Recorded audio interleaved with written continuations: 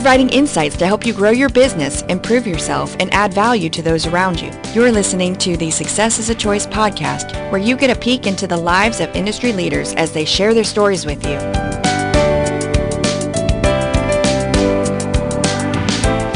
Welcome to Success is a Choice podcast. I'm your host, Jamy Bechler.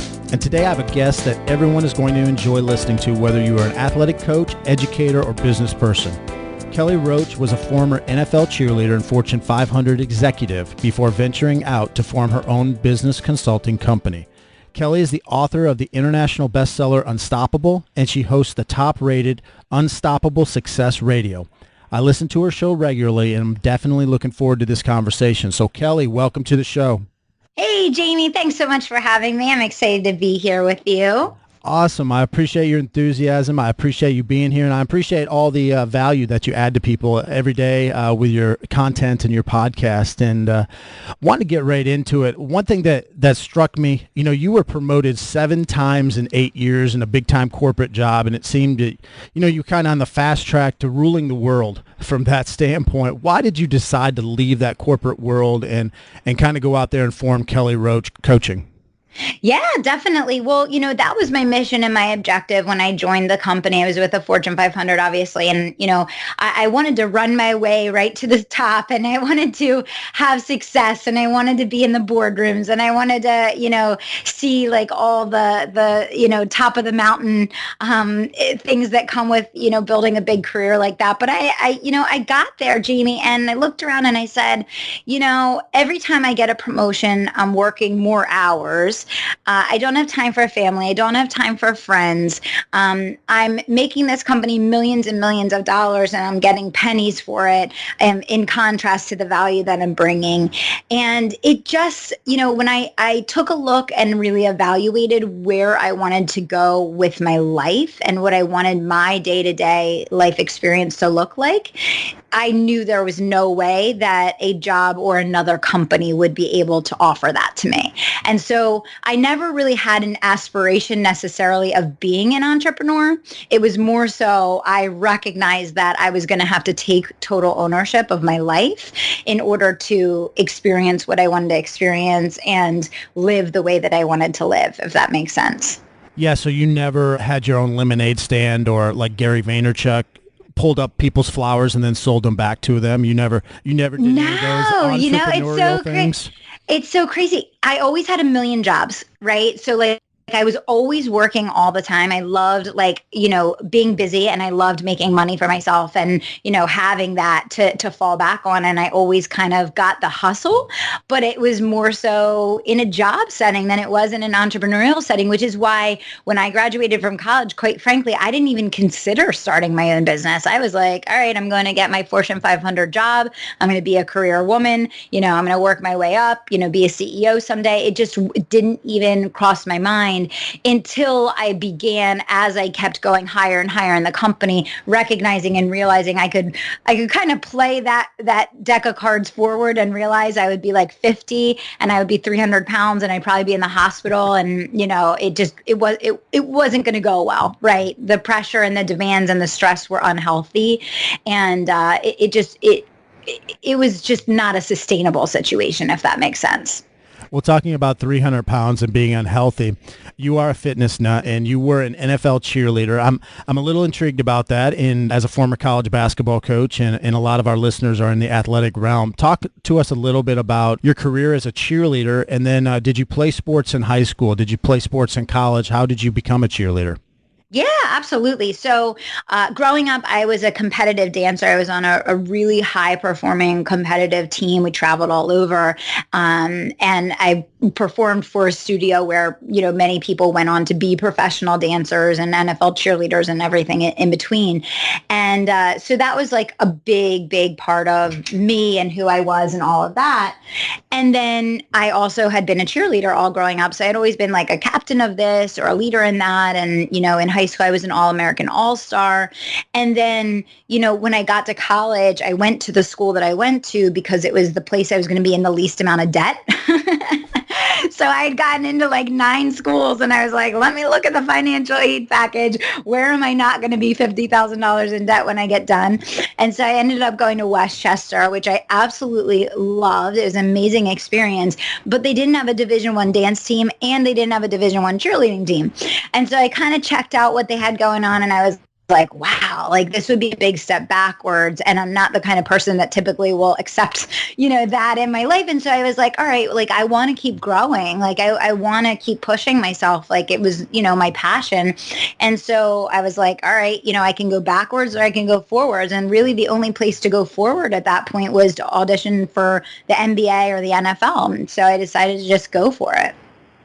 Now, did you, when you auditioned, get an offer from the NBA, or was it just, you chose the NFL and that was the route that you went? I just went NFL. I just went straight to the NFL. I never went to the NBA. I kind of wish at some point that I had like done that as well, just to have the experience of it. But I really, really loved being an NFL cheerleader. And, I learned so much and I feel it so prepares you for the entrepreneurial world because as you know, the world of sports is incredibly competitive, incredibly aggressive. You have to be on point. There's, so very high demands and expectations, right? And I think that in many ways prepared me for entrepreneurship. Did you travel with the team or was it just home games? No, the rule in the NFL is that there can only be one team. And so, whatever team is home, the cheerleaders are with that home team. Okay.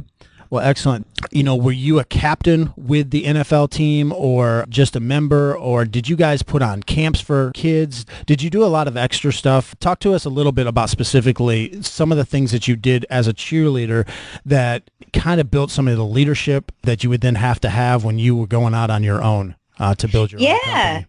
Yeah, definitely. It's so interesting because, people have this kind of idea in their head of like what it is and they just see you on game day or whatever the case. But that's such a small part of what you do.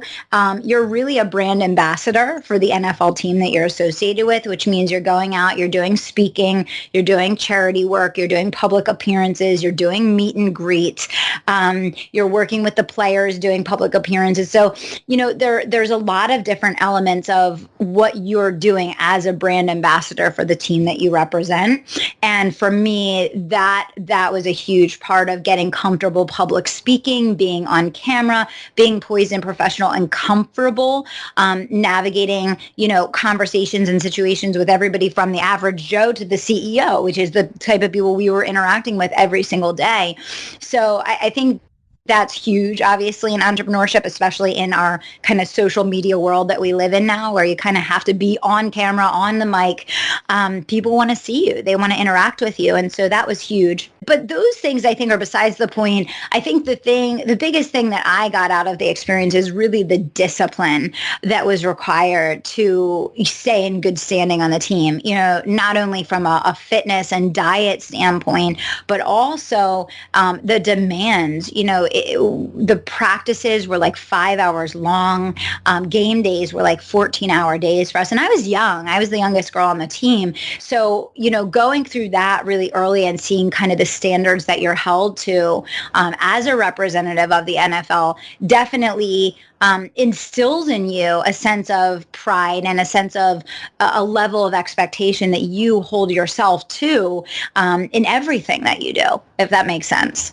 Yeah, which is important for a Fortune 500 job, but it's even more important when you go out on your own and you don't have the office hours that are set by somebody else. You have to have that discipline, that self-discipline. And you mentioned, the corporate job was kind of not what you wanted. Talk to us a little bit about, what is your why? What motivates you each day? We talk about the discipline. What motivates you every day to get up and do your work?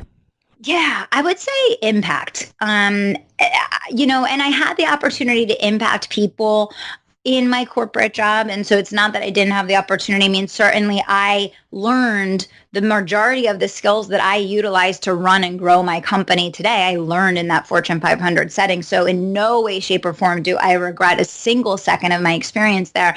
And in fact, I would say it was beyond valuable to my ability to be a successful entrepreneur. But I really just wanted to do work where I could see the direct impact on people's lives.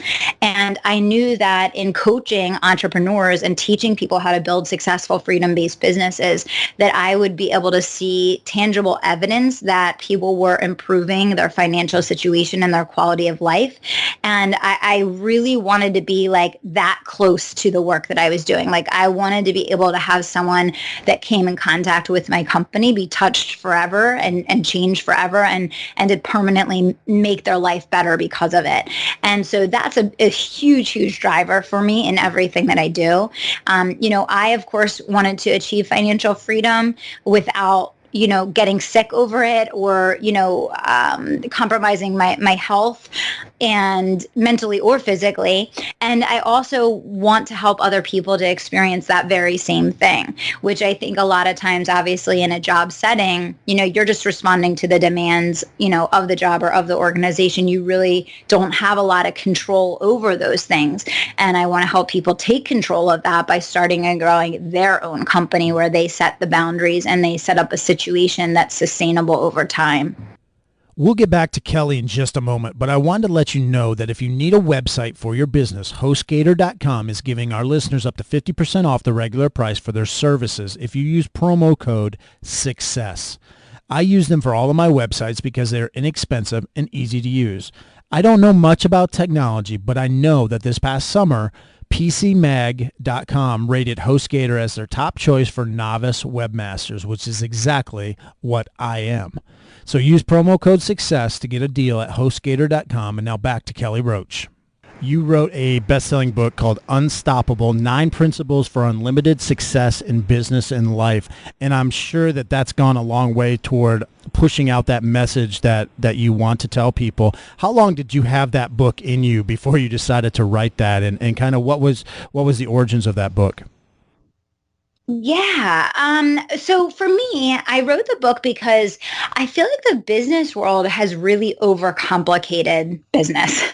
And I think that a lot of people don't even start their own businesses now because it's so intimidating or they're so fearful or they've been so confused by all of the conflicting information out there. And then I think a lot of people that do start businesses get stuck and get trapped in a lot of common pitfalls because of bad advice or just being overwhelmed in general. So the goal of the book was really just to simplify for people. That's why it's called 9 Principles for Unlimited Success in Business and in Life. And it's really the focus in on how to combine the skills and strategies needed to make money in your own business with a focus on constructing a business around a life that you really love, that you wake up in the morning, you feel totally fulfilled, you know that you're on your highest path for good, that you're exactly where you're meant to be, which the vast majority of people obviously do not feel that way. And it's really just about providing it in a simple, easy to read format where someone can walk away and say, like, I get it. I get it. I understand now what I need to do, how to do it, and I have a roadmap to take action right away. The book was, I always knew, like once I started my business, I knew I would write books, and I'm actually halfway. I finished writing my second book, but it's actually a children's book for a different company. I have a second company called Give Her Courage, and it's really about instilling courage and confidence in kids and, teaching them the principles of having confidence in themselves. And I have another book written. So I always knew I was going to write a book, but it was just like one day it struck me like, now's the time.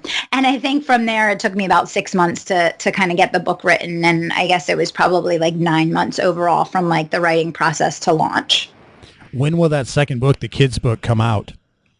So we are working with the illustrator now. So it's a lot more complex, actually. It's so interesting. When I did my book for this company, it's just text, right? So it was super simple for me because I teach and I do podcasts and I am recording training so often that for me, it was like very natural. With the kids book, it's not just the copy, but it's literally going through every single page and constructing the story of what the illustrations of the page are going to look like and all of the detail that goes along with that. So it's a lot more complex. There's a lot more moving pieces. And we are doing 3 pages of illustrations with the illustrator per week between now and December 1st. So probably that will launch sometime January, February. That sounds exciting. That was something I definitely did not know about you.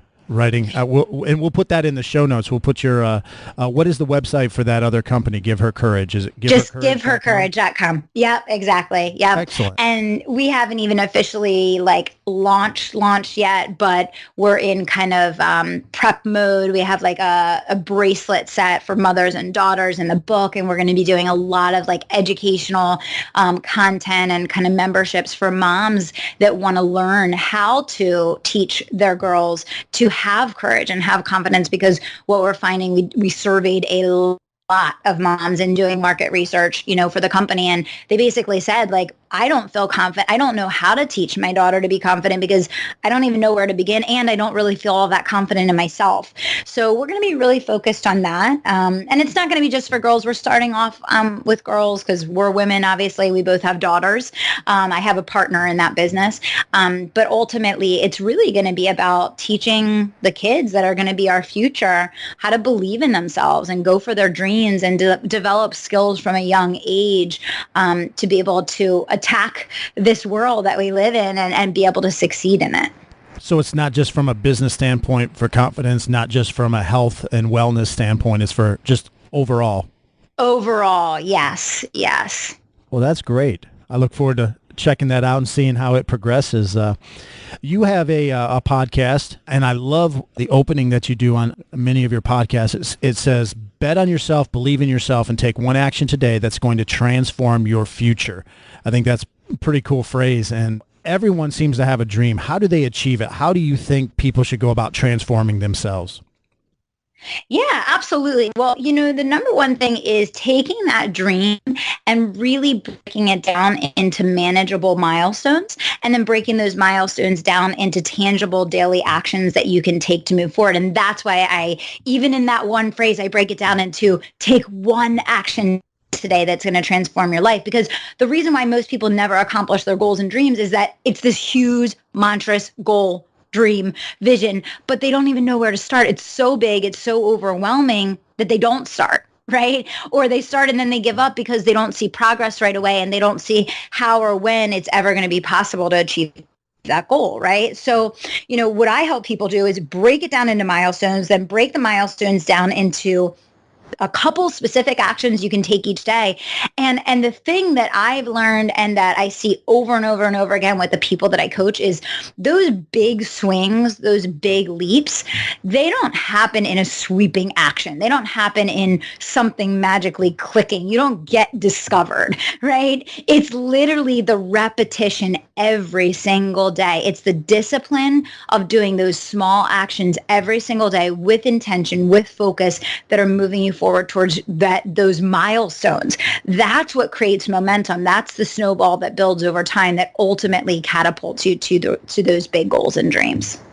Speaking of your podcast, you've had a lot of great guests on your podcast. You've had over 250 podcasts. As you have interviewed successful people, what are some of the common traits that they have shared or that help make them successful? Yeah, I would say the most common trait of the most successful people that I've interviewed and spoken to has been their ability to endure failure and not take it personally, to get themselves up, dust off their knees, and learn from it and keep moving forward. I mean, that has been, for me, it's been the biggest learning in entrepreneurship, how important it is to embrace failure and understand that, every day, if you're not failing at something, you're not growing. And if you're not growing, you're dying, essentially. And so I would say that's the thing I've seen in common with every single high achiever that I've interviewed, is just that they've failed over and over and over again. But instead of letting that stop them, they've learned from it, and it's helped them to make better decisions for the future. What have been some of your more memorable episodes or guests that you've interviewed? And I know there's been a lot, and it's hard to choose from sometimes, but what's been some things that stood out to you? Wow. Yeah, I've had the opportunity to interview a lot of really interesting, unique, smart, talented, successful people. I think that one of my favorites recently was definitely Gerard Adams. I don't know if you had a chance to listen to his episode, but he built Elite Daily, sold it, before he was 30 years old for $50 million. Now he's really focused on the economic development in his local area at home. He's had a day named after him in Newark. He, opened up this new company, Founders, that he's really focused on developing and teaching millennials leadership skills. And, I have a huge respect for him because obviously he's very, very young. He's accomplished a lifetime of success already. And he's just dedicating his life to making a positive impact on the people that are going to lead in the future. And so that was a really great conversation with him. And I have a lot of respect for the work that he's doing. I mean, he could be doing anything. He could be sitting on an island drinking all day, right? But instead, he's on a mission to go out there every single day and learn and improve and impact people's lives. But yeah, there's been lots of great guests. And Tony Horton, obviously, P90X and, Beachbody and all that stuff. That was pretty cool. And I enjoy every guest. I enjoy and I try to learn something from every single person that I speak with. Do you do specific workouts? I know you work out, you're a health fit or a fitness buff. Are there specific workouts like P90X that you do, or do you do your own thing? Yeah, I actually recently in the last 3 months have been working with a trainer, and we rotate the workouts pretty aggressively. Like I like doing different types of workouts. So we'll do kickboxing, we'll do HIIT training, we'll do Pilates, high intensity cardio, weights. I mean, we kind of change it up a lot. That's kind of my style. I just want to have fun, I want to have fun with it. I don't want to get into like the same boring routine. I want to enjoy the workout and just kind of be in the moment and, be challenging myself. And so I kind of like the variety, if that makes sense. Yeah, absolutely. You mentioned earlier that a common trait that successful people have is their ability to embrace or endure failure. What do you see people doing that causes failure sometimes? What's one of the common things that people do to shoot themselves in the foot? Business people or people trying to run their own business? Well, I think there's two different types of failure, right? There's the failure that everyone's going to experience constantly in business that is a part of the learning and growth process, because you have to use your common sense and you say no one is going to be perfect or be successful at something the first time they try it. And so if you're a good entrepreneur and you're a good leader, you're trying new things every day, which means you're probably failing every day. So that's good, healthy failure that leads to success. On the flip side, I think there's more definitive failure where, people fail and it either takes them out of business or causes them to go bankrupt or leads them to give up on their dreams or allows them to accept failure as final. And I think a lot of times that's caused by a couple specific things. Number one, not hiring help. One of the biggest things that puts people out of business is they try to do everything themselves. They don't want to spend the money to hire help. They hold on to everything. They burn out. The business blows up, and that's that. So, that's number one. Number two is not focusing on sales. A lot of entrepreneurs today have been kind of manipulated, I want to say, into thinking that you can build a successful business without selling.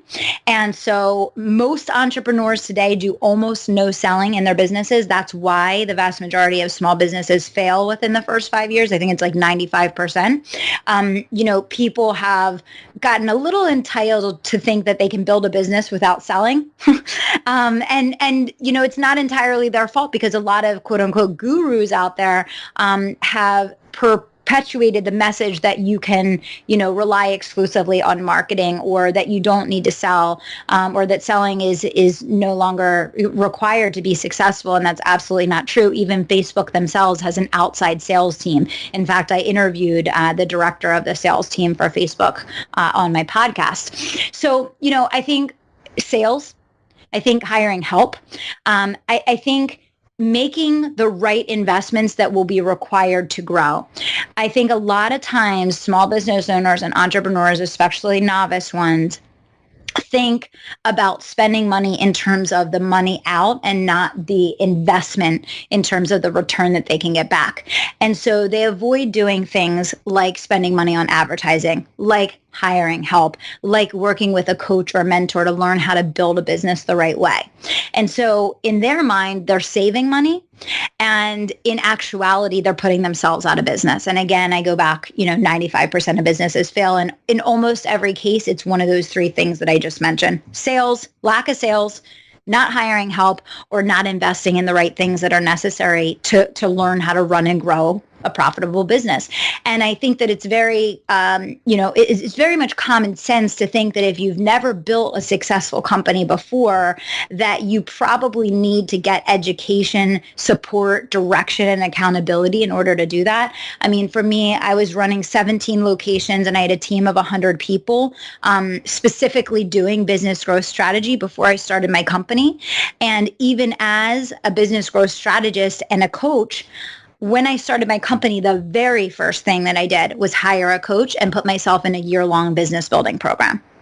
And I think that the naivety of thinking that you can start a business without getting accountability, direction, and support is very silly and is very short-sighted. And so I say many times, to stay in business, you have to have an investor mindset, which means you're looking at the expense in terms of the return that it will bring and not just the dollars out on the front end. Because if you're making short-term decisions in your business, most likely you won't be in business for very long.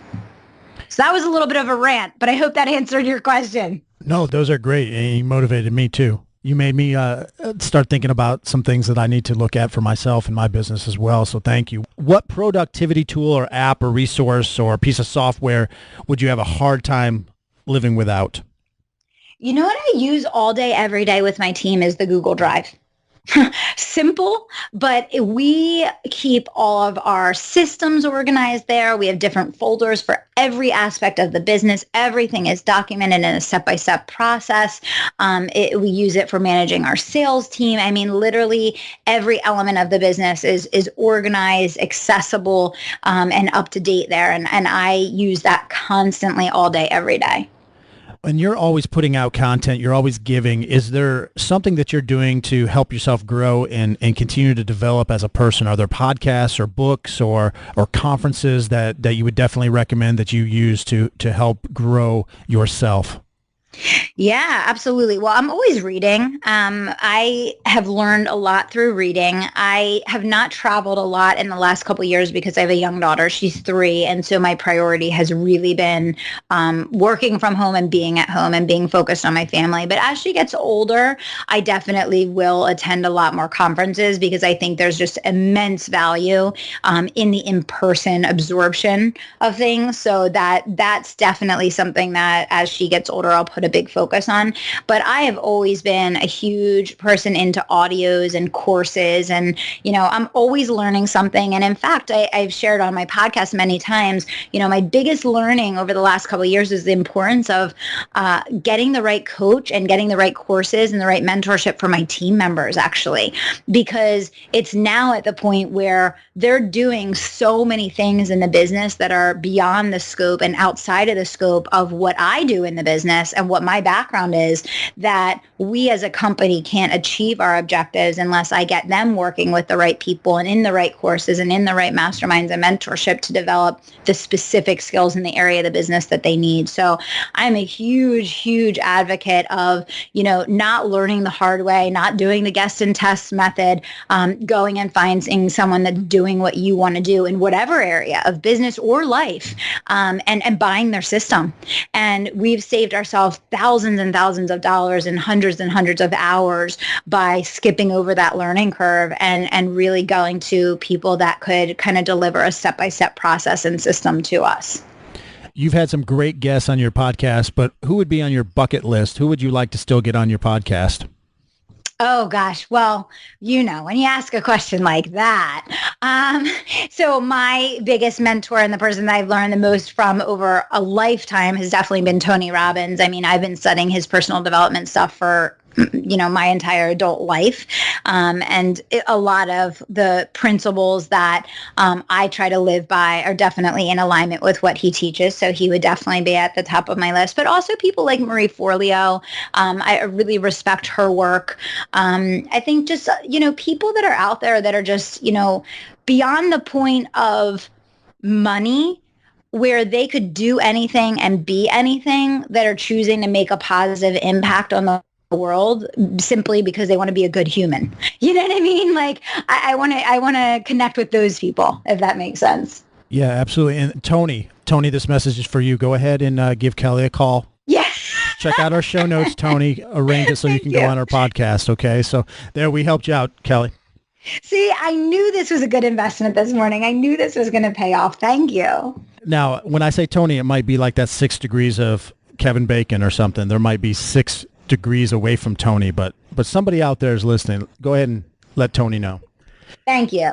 Hey, other than your current job, which you actually absolutely love, it gives you the freedom and financial security that you want. But outside of that, what would you like to be doing if you could do anything in the world? Well, 2 things. One, I'm kind of waiting for my daughter to get a little older to start doing a lot more travel with my family. So that's always been a big goal and dream of mine. And it's why I don't have a physical office for my company, because I don't want to have to be locked down to an office. I want to be able to run my business from anywhere. It's a huge principle that's super important to me. So 1 is travel with my family.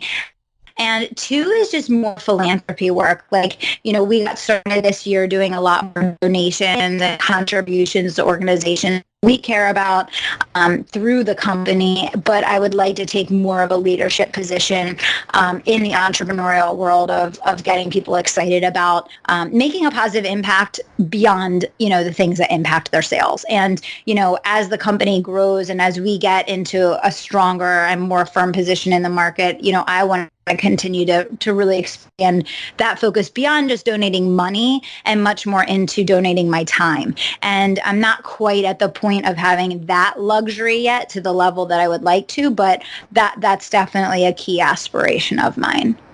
That's nice. Final question, probably the most important question I've asked all day. I am going to be traveling to Philadelphia, the area that you live in. What's the best cheesesteak place in Philadelphia? See, Pat's and Gino's, I would say you have to go to both. They're catty corner from each other, and they're both so good that if you're going to make the trip, you need to kind of get one of each. Okay. Now, is there a hole in the wall place that most tourists wouldn't know that maybe only the regulars, the locals would know? I'm sure there are, but Pat's and Gino's are pretty darn good. I would send you there. I'm pretty confident in my recommendation of those 2. That sounds good. I'll be checking both of them out. I appreciate your time today, Kelly. Where can people connect with you or find out more about you? Yeah, definitely. Well, Unstoppable Success Radio is my podcast that's live 3 times a week. And that's for aspiring entrepreneurs and current ones that want to learn how to go further, faster in accomplishing their goals. So if that speaks to anyone listening today, definitely pop on over to the podcast app and subscribe to Unstoppable Success Radio. And then, of course, kellyroachcoaching.com is my home on the web. I have 9 different free audios, videos, PDFs, all kinds of free trainings, resources, everything you can think of there to help with productivity, time management, sales growth, marketing, engineering your celebrity, starting and building a profitable business. So check out kellyroachcoaching.com. Do you still have a text number? Yeah, we have so many text opt-ins that we use for different things. Why don't you do your current promotion that you're currently running, and that way people, because I did that just the other day. I was listening to your podcast and I texted it in. It was a whole lot easier than going to the website on my mobile phone. Awesome. Yeah, that's what we use on the podcast all the time, and people love it. It's crazy. Well, you know what? The one I'll give is automation secret. So you can just text an automate report to 44222, because I think that a lot of being able to grow depends on your ability to free up your time. And even for those that are not in business, I think it will trigger some thoughts and some actions that you could take to better leverage your time and make better use of it so that you can achieve more of what you want in life. So I would say text an automate report to 44222. That's awesome. You can do that right on your cell phone while you're listening to this podcast. So you don't even have to close out the podcast. So that works well. So Kelly, really appreciate your time and your insights. They were great today. Thanks so much for having me. It's not every day that you get to talk with a former NFL cheerleader turned $1 million mogul and mom, but we did it today. I hope that you enjoyed that episode with Kelly Roach as much as I did. She gave us so many nuggets of wisdom, no matter if you're a business owner or work for someone else. Thanks again for listening, and would you please be so kind as to go and give us a 5-star review on iTunes. It only takes a few moments, and it helps others find the podcast. Plus, it makes my mom smile, and then I have bragging rights over my brother. On that note, until next time, remember that success is a choice. What choice will you make today? What choice will you make today?